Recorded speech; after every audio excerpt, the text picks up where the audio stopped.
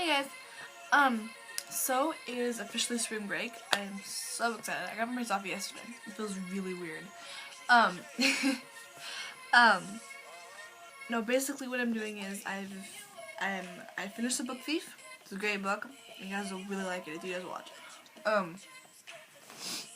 But it's over, so we have to do a part 10 and epilogue. And since I forgot my paper at school, we're gonna read the stuff off the internet. The internet was awesome. Okay, so vocab questions, stuff like that. I'm not gonna talk a whole lot. I kind of want to get this over with. Okay, here we go. Okay. I'm sorry, I just ate something. I had food in my teeth. Sorry. First word, unkempt is to be not combed. Pensive means to be to show or engage in deep, often melancholy thoughtfulness. And bereaved means to derive by death. So like somebody dies, you're bereaved of them. I guess, I don't know. You can figure out how to put it in context. Okay, questions. I'm going to use the internet. Okay, why did Lysel attend each time the Jews were marching through Mulching? My answer was to see if Max was walking with them. Question 2. How did Rudy save Lysel's leg? He held her back from being whipped again and possibly getting killed. Question 3. What did Lysel realize when she found Rudy's body after the bombing? How did she attempt to reach him? She realized that he was dead and kissed and shook him in hopes that he was only unconscious. She didn't want him to die on her. Because as he died, she realized that he was in love with him. Too late. See? So do stuff before stuff happens. Because see, if she would have kissed him already, they would have been dating, and then her boyfriend would have died. I mean, okay, granted that would have been worse, but, you know. Him not knowing is just as bad. So, you know. Okay, where is it? Who took care of Lysel after she was orphaned for the second time? Isla Herman took care of her, who was the mayor's wife. Who was an unexpected survivor of the war? I said Lysel. You could also say Max, because he was a Jew, so that's a little bit surprising. You can see the Jew, you know, Hitler, crap. So, yeah, yeah. So I guess you can look at it both ways. I said Liesel just because she's so little and she didn't really know what was going on in the world. It was kind of difficult for her to figure out that she needed to hide without anybody there to just tell her to like get down in the basement. We're being bombed. But I guess I would say Liesel and Max, just because Max was a Jew and in the concentration camps, and just because Liesel was little. You can see it both ways, but I would say Liesel and or Max. Literary devices. Metaphor. What two comparisons are being made in the following passage? I looked up and saw the tin can plans. I watched her stomach open and the bombs dropped casually out. The two comparisons that are being made here are tin cans and planes. Why are these apt comparisons? Because they're both fragile and weak and careless. I'm not really sure why the apt comparisons. This guy makes a bunch of really random,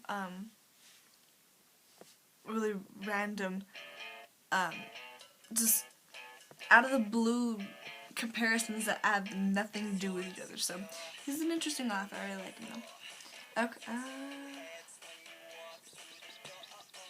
though. Okay.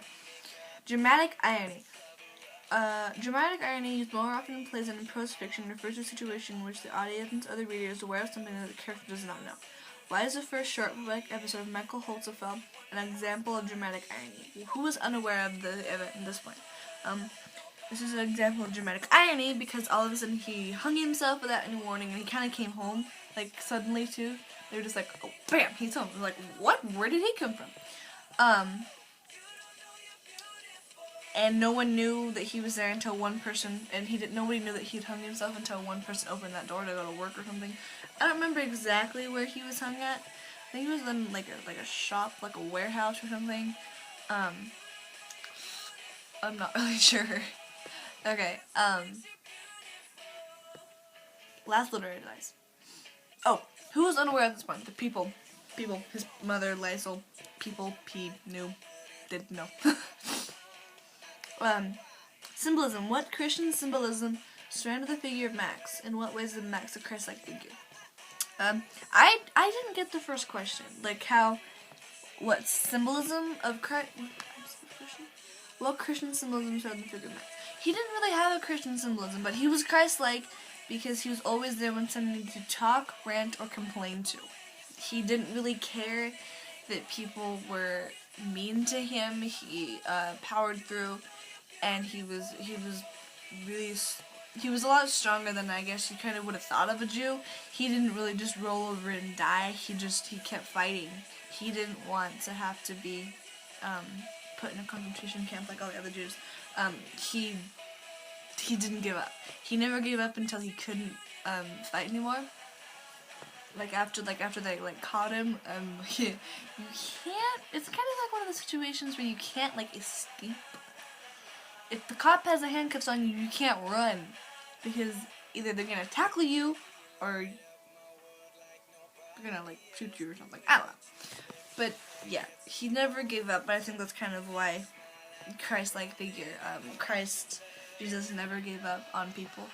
He always forgave people. That was another thing.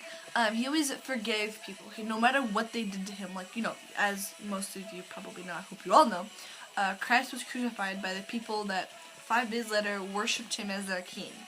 And then they worshipped him one day as their king. And then 5 days later they killed him. He forgave all of those people that were responsible for his death. He forgave them all, and that's exactly what Max said. He's like, it's not their fault. They're being told a lie, and they don't know what else to believe, because if you tell somebody a lie, a very convincing lie, over and over and over, they're going to start believing it. And so, it's basically, they really didn't have any power over what they were doing. So I think that's what they were trying to get at.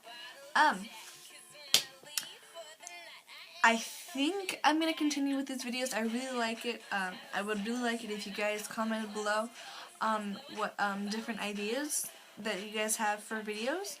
That would be great. I mean, you guys probably won't watch it anymore, but any of you that watch this on YouTube, if you guys have any comments, any ideas for a video, please comment below. I would really appreciate it. So,